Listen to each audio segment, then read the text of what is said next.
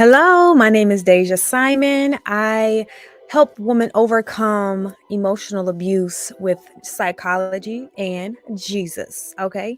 And I also help believers understand what's going on behind the scenes spiritually, because that is actually where you win the battle. So I'm on tonight talking about your rights in a relationship. Okay. Your rights in a relationship. Okay. So I'm just give a few minutes while people come on and I adjust a few things here on my end, okay?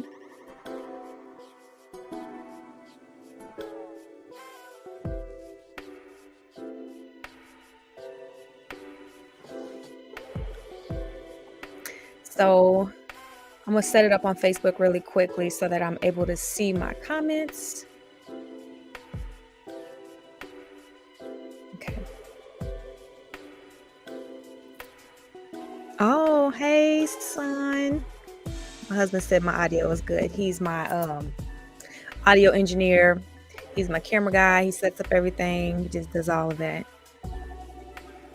So let me make sure I can see my comments over here without hearing myself talk, because that'll get very confusing really fast.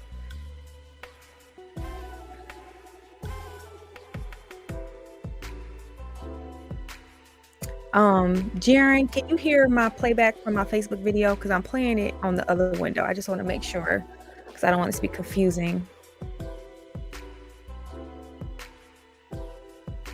Do you hear like a double voice playback?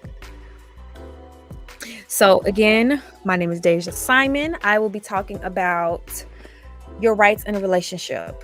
Your rights in a relationship. We all have rights. You got to know your rights or they will be taken advantage of. So the question I asked husband is, can you hear a double voice playing? Because I'm playing the Facebook Live on another tab. Can you hear that feedback? So yeah, we're speaking about your rights. If you don't know your rights will be taken advantage of. Like in the real world, there are good cops, but then there are dirty cops. And those dirty cops, if you don't know your rights, they'll take advantage of that. And you often hear in movies when a civilian is challenging what a police is doing, that civilian will say, I know my rights. Okay. Thanks, husband. No double voice. Okay. They will say, I know my rights. Okay. So you all need to know your rights. It empowers you so that you're not in bondage, okay? So that you're not a slave to somebody, so that you're not being taken advantage of, okay? Because that's not fun. It's actually a living HE double hockey sticks, okay? So let me just jump right in.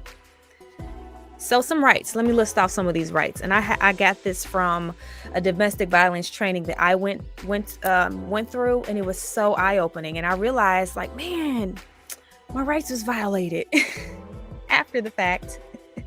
But I'm glad that I have this information now to share with others, okay? Because the truth will set you free. Knowledge sets us free, all right? So I'm trying not to be on here too long tonight, but this information is important, so I want to make sure I'm sharing it. So the right to privacy. The right to privacy. As in a relationship, in any relationship, but I'll speak specifically to romantic relationships, you have a right to privacy. Your significant other does not have to know all things about you, everything about you, all your thoughts, all of your feelings, and be all up in your business. Okay. Even if y'all are really in a deep relationship, they don't have a right to know everything and intrude on that. Okay. That's a violation of your right and your boundary. Okay. So an example of this: when I was in an abusive relationship, the fella wanted to read my journal. He wanted to read my personal journal. And at first I was like, no, you're not reading that. That's mine. But he coerced me through guilt and just badgering and constant asking and just making me feel like I didn't love him and trust him if I didn't disclose my secret feelings, my inner thoughts, every single inner thought. He made me feel like I don't love him. So after a while, I finally gave in. Like initially, I was very resistant. I was standing on my ground, like no. But after so much weighing down, I finally said, okay, fine.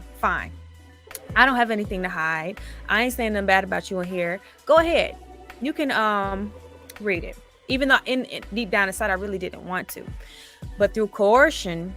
And sometimes people are like more overt and outward with it. They'll demand it, there are different methods to this madness. But I gave it to him, and he read it.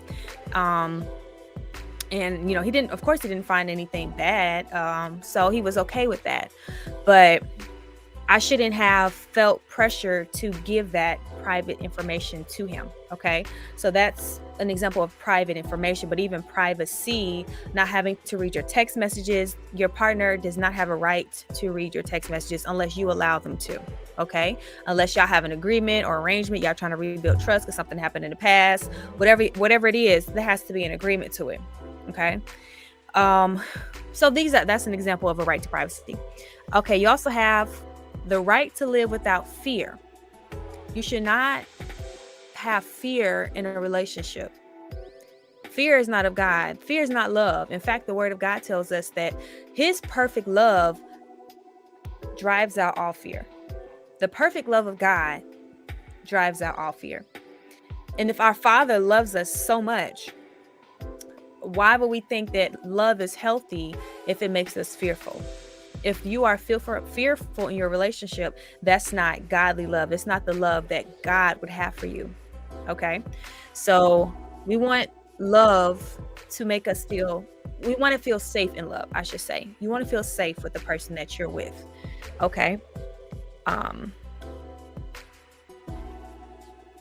Okay. I'm just making sure I'm not missing any comments. You also have a right to have friends, and friends of your choice. This person should not be telling you, oh, I don't like this friend. I think they're this and that. I'd like this friend for you. Why don't you go hang out with somebody like this? Okay. Now there is room in a relationship to give advice to your significant other, as far as, this friend, I see that they are not treating you nicely. They're not respecting you. Are you sure you want to be friends with this person? Like, that's kind of giving feedback to help your partner not be mistreated and taken advantage of. But if you're with someone and they're like, you can't talk to them, I don't want to see them over here, and it's no valid reason. It's just that, and it's they may make up reasons that have no validity. Like they have to have a valid reason. You know what I'm saying? But if it's like, I just have a bad feeling about them, I just don't like them. But then you really find out it's because this person is really smart and they gonna catch you in your lies. And this person talks to your significant other, me. They may talk to me and say, Deja, he really treats you wrong. He really, he speaks condescendingly to you. He speaks disrespectfully to you. You shouldn't take that. But now he wants to oust that friend, or she wants to cut them off completely because they're actually trying to help you see that something's not going on. Something's not right. Okay. So you should have a right to Sister Cookie. That's control. People use fear to control. Absolutely. Absolutely. So you should have the freedom to choose your friends. Okay. They're your friends. You're going to be spending time with them. So you should have that freedom to choose your friends. Okay. You also want the freedom of movement. Okay. You should be able to go and come as you please. You should not feel like you're trapped somewhere. You should not feel like you have to be locked up in the house. And then sometimes an abuser or somebody who's manipulative, they might not outright say you can't go anywhere, but they might throw a fit every time you try to leave them. They might, get upset and say you're abandoning them, or whatever the case may be. They just get upset whenever you try to leave, or they feel sad and they manipulate with tears or sorrow to make you feel bad. That's coercion. They're not saying it directly, but indirectly, they're affecting you in a negative way, which changes your behavior. So now you're like, okay, no, I'll stay. I won't go out with my friends, or, I won't go work out. You're right. I can just stay and work out here, So you make concessions little by little over time. And what you're doing, you're actually little by little giving away your freedom, little by little giving away your rights. And that's not of God. That's not of God. In fact, the scripture tells us in Galatians 5, verse 1 and verse 13, that God has not called us to bondage. He has called us to liberty. He has called us to freedom. Okay. But if you have a relationship like this that is causing you to be confined, controlling your behavior, controlling who you can talk to, where you can go, and even how you think, that is not freedom. That is not liberty. Okay. So, some more rights. You should have the right to a fair share of spending money for your use. Okay. The right to a fair share of spending money for your use. Keyword I use, fair share. Okay. If you're in a relationship and you don't have the freedom to buy things fairly, maybe y'all make an agreement. Okay, this is the budget we're working with. We're going to have this amount for clothes, this amount for bills, this amount for food, this amount for extracurricular. You all come to an agreement on things, but at the point where you're making money, you're working a job, but now somebody else is dictating every single penny and how it's spent, and you don't have the liberty to spend as you want because it's going to be a fight, because it's going to be an argument. That's not healthy. That's controlling and abusive. And you have a right to the fair share and use and spending of your money. Okay. And also, if you're married, it's y'all money. It ain't my money, his money. It's our money. Okay. So as a couple, as a married couple, you are one. So you should have a right to some use of that money. Y'all have to agree to it, talk about it. But it shouldn't be I have to ask for permission to do this, or ask for permission and I'm not allowed to do this, or I'll get in trouble, or it'll be a big fight, or, there has to be a fair share of spending. Okay. Another right you should have, the right to express feelings, even negative ones. Okay.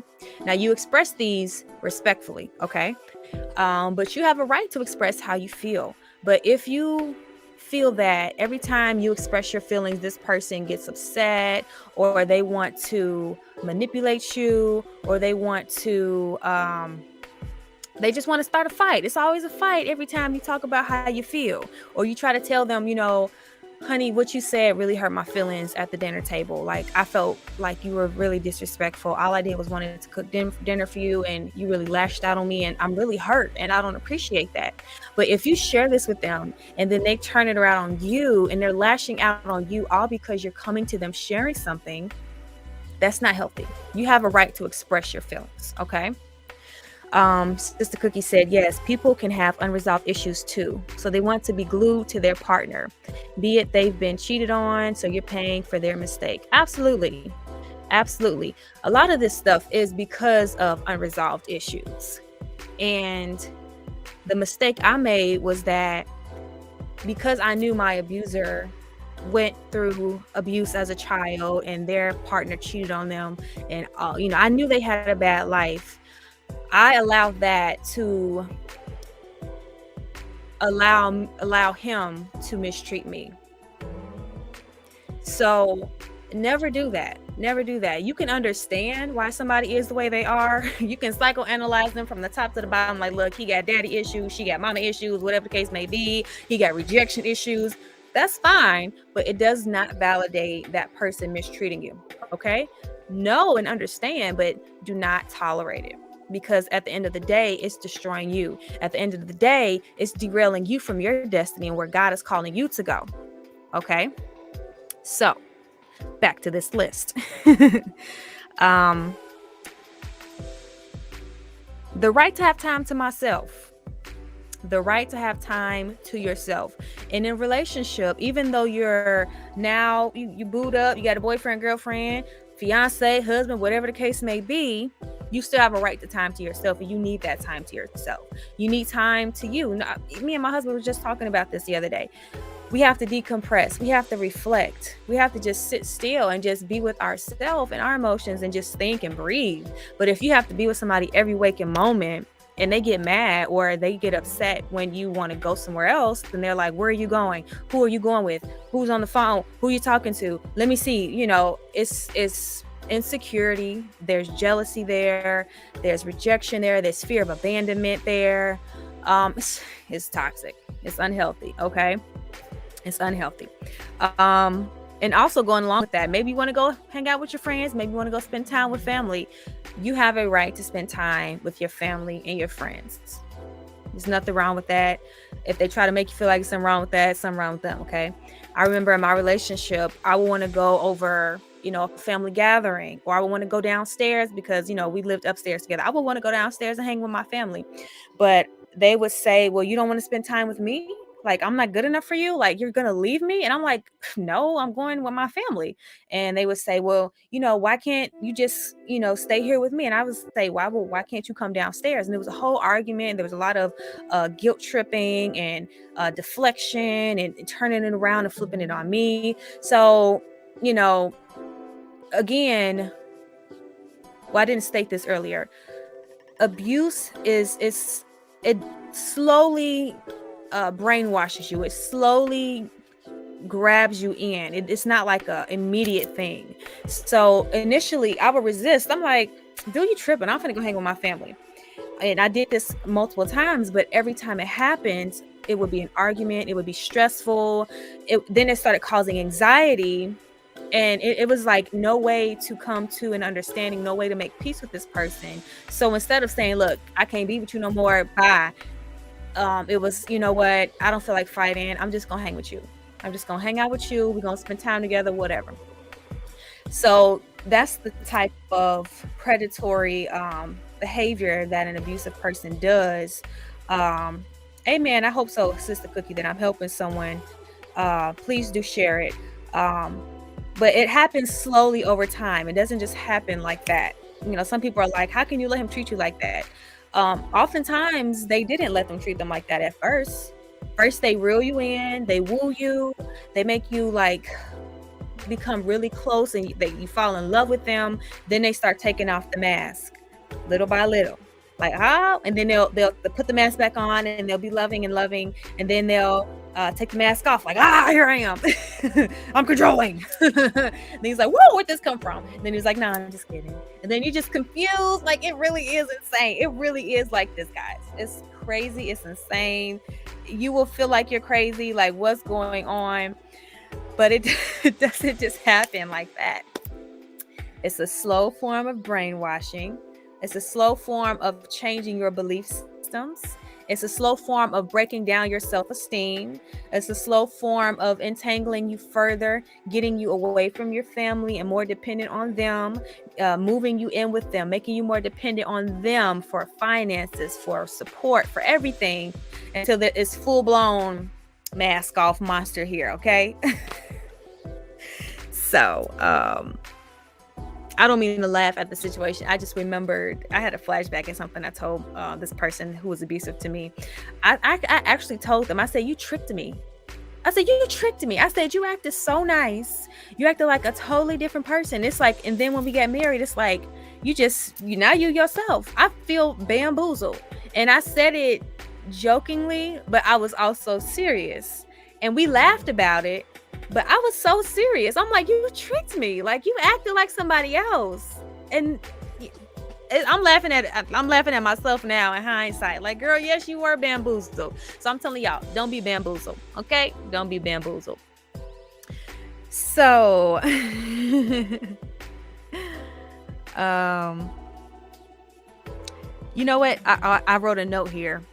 I'm going to share this story. So, talking about the right to be by yourself, spend time by yourself, spend time with friends and family. So I had got conditioned to just stay with my partner and be around him all the time, to make him feel better, to make him feel comfort, to make him feel secure. I had gotten to that point, So glory be to God. I was able to leave that relationship. God set me free. I was single for some time. Then I got remarried. Now, when I got remarried, I carried over some of these habits that I had been brainwashed into doing. So I remember, when I got married and me and my husband moved in together, I would follow him to each room. Like, he would leave the room and I would go in the next room with him. And I would sit on the couch and I would just be there, just be in his presence. And he's on his phone. He's looking at me like, and I'm like, hey. Then he would go to another room and I'm like, okay. Then I would just eventually follow him to the next room. And then I realized that I was doing that. And I'm like, you know what? I feel like you need some space right now. Like, I'm gonna go give you some space. And he laughed. He was like, yeah, I mean, I kept leaving the room, but you kept following me. And we laughed about it. But I had subconsciously acted out a behavior that I was trained to do through abuse from my previous relationship. Okay. So my gracious husband, he was so kind. He didn't reject me. He just let me follow him. Then I realized that, like, he keeps leaving the room and I'm actually following him. Like, what's going on? So some of these behaviors, you don't even realize you've adopted. You know what I'm saying? But yeah. Healing even continues on, and the unbrainwashing continues on as you get into a healthy relationship, a normal relationship. Like, oh yeah, this is normal. Like, I like this. Normal. It feels good. Okay, God, I see what you had designed from the get-go concerning marriage. Okay. Sister Cookie said, it can be undetected. You can think it's love too. Oh, he or she can't do it without me. No, it's control and manipulation. Oh my gosh. Yes. That's what I used to think. I used to think, oh my gosh, he loves me so much. He don't want to be without me. Like, I'm the bomb. Like, he loved me so much. Like, I'm able to give this man so much love. Like, I'm somebody special. Girl. So yeah, don't get caught up in it. Don't get caught up in it, guys. And that's the other part of it. So that's the codependent part, where the victim is also feeling a fulfillment in fulfilling the needs of this person. Like, it's a form of idolatry where you're making yourself God, where it's like, I'm going to be this person's everything. I'm going to be everything they need. I'm going to cater to their needs. I'm going to heal them. I'm going to save them. And the only savior and healer there is Jesus. So sit down. And I'm talking to my old self. Sit down. No, Jesus is going to save them. Jesus is going to heal them. You do what you can, but don't break your back, bend over backwards, and subject yourself to bondage. Because that's what it is, bondage, when you're controlled by somebody, just so that you can save them and heal them. You are not God, ma'am. You are not God, sir. My husband said he had forgotten about that following around part. See, right, husband? Yes. My husband has taught me a lot about, healthy relationships too. Because I remember we were planning to go out to... we were going to take a family trip to, what's the name of this town? It's some town, and it was around the holidays. We were going to take a family trip, and I started getting super anxious. I'm like, we're going to have to cook. We're going to have to do this. Oh my gosh, what am I going to have to do? I'm overwhelmed because there's so much to do. Oh my gosh. And I started like getting anxiety, and my husband was like, babe, like, I can cook too. I can help. I can help do this. And he started naming all the things that he can help do. But I had been so conditioned of being somebody's slave that I was not used to help. So when he started saying he was going to help me, like, he told me, like, I'm a man. Like, I will bear that weight. You don't have to carry that by yourself. Like, I got the big shoulders. I started crying, y'all. I'm like, oh my gosh, like, you're so right. Like, I don't have to bear this weight by myself. It was so heavy. It was so hard. And I thought I was going to bear it by myself again. Like, something as simple as going on a family trip was just jacking me up with anxiety. But I thank God for my husband. Okay, y'all, there is love after abuse. There is life after death. Okay. My husband said it was cute though. We laugh as we cross those milestones and come into new paradigms. Yes. We do laugh. And my husband just reminded me it was Branson. So we were trying to travel to Branson. Okay. And we ended up going, and it was an awesome trip. It was so fun. It was blessed. So yes. Okay. Dang, I'm talking longer than I thought I would talk. So let me just go over this real quick. There's a lot more rights. I'll do a part 2 to this. But how do I know if I cannot exercise my rights in my relationship? Three ways, 3 markers to know if your rights are being violated in your relationship. Number 1, you are made to feel guilty or bad or negative emotions when you try to exercise your rights. Number 2, your partner or loved one elicits a negative response or emotion, whether it be anger, sorrow, maybe they stonewall you, maybe they don't talk to you. They have some type of negative emotion, okay? And then number 3, you have consequences. Like later, you come back from doing, you went out and exercised your right, and you was happy and having a good time, enjoying life, and you come back and everything ain't okay. You got consequences now. You're gonna be there's a penalty to pay for you exercising that right, whether it be that person withdrawing themselves from you mentally or emotionally. Maybe they would always cook dinner for you in the morning or start your coffee in the morning. Now you ain't getting no coffee, you ain't getting no dinner. Maybe they used to help you fold the clothes at night. It's a pile of clothes right here. Little subtle ways of punishing you for rebelling, because you were rebelling because you were exercising rights. Because when you're in an abusive or controlling relationship, you ain't got no rights. Okay, so that's the dynamic. And if that's the dynamic, you need to go. You need to find a safety plan, write a safety plan out, reach out to some professionals and free services in your area that help women who are going through domestic violence. Reach out to professionals, let them know how you're feeling, what's going on. What you say, even if it's, I think I'm in an abusive relationship, but I'm not sure, take that I think and go and actually confirm if that's the case, and make a safe way to escape. Some people can't escape just like that safely. Some people have to make it a process, but some people, y'all can just dip out. Okay, break that relationship off. It's over. I'm sorry, we got to cut this off. Or even if you crying doing it, because now you attached to the person. If you got to cry and say I love you, but I gotta let you go, whatever you gotta do, let them go. Walk away. Let the Lord heal your heart. You're going to find somebody better. I promise you, you will find somebody better. They might tell you you can't find nobody better, but I promise you, you can find somebody better. The Lord can bring you somebody better. Okay? There's more fish in the sea. They might tell you can't nobody love you. Can't nobody love you like I love you. I love it so much. They may cry.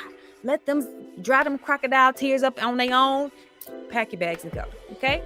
Because you have rights. God has given us freedom. We have liberty. We are no longer in bondage. We are free in Christ. Okay. And I hope and pray that the truth has set somebody free who is listening to this via live or replay.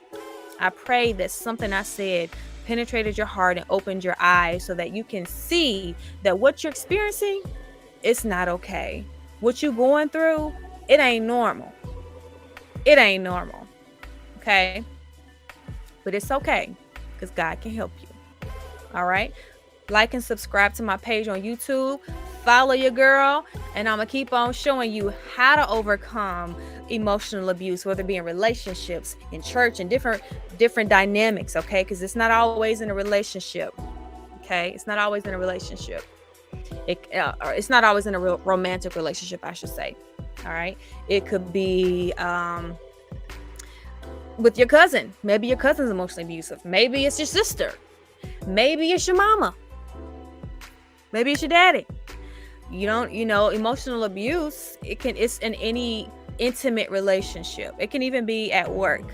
Now at work, you may have more liberty, so you're not constantly abused all the time because you don't live with them. But if you're at work all day and you're constantly day in, day out, Monday through Friday, 9 to 5, going through this, that's very toxic and it can have damaging effects on you. So be educated. God can help you. You can overcome by the blood of the Lamb and the word of our testimony. So I'm here to testify that what I overcame, you can overcome. And Jesus can help you just like he helped me, because he is no respecter of person. Okay? All right, you all. Love you. Good night. You have a good night. Oh, wait, you know what? I'm sorry. Did y'all have any questions? I'm so rude. Anybody got any questions?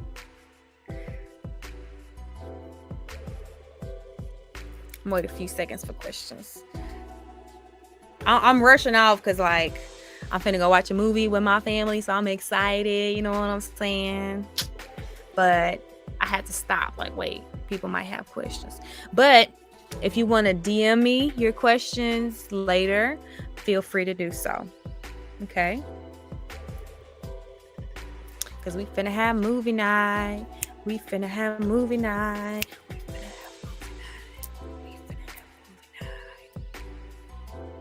Okay. Good night, you all. Be blessed. I'll talk to you later.